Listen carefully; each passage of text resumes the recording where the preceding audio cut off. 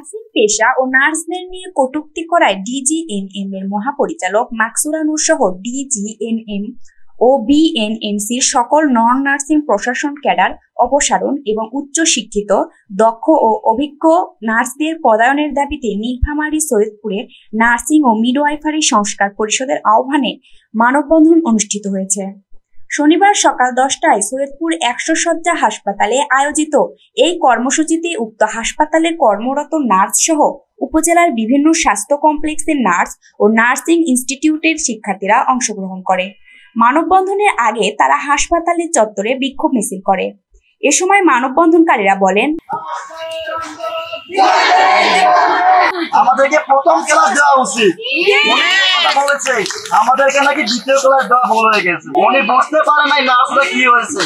আমরা যে স্টুডেন্টরা হাসিনাকে পদত্যাগ করাইছি, আমরা যদি চাই এবং আমরা ইতিমধ্যে চেয়েছি, আমরা মাকসুরা নূরের পদত্যাগ চাই।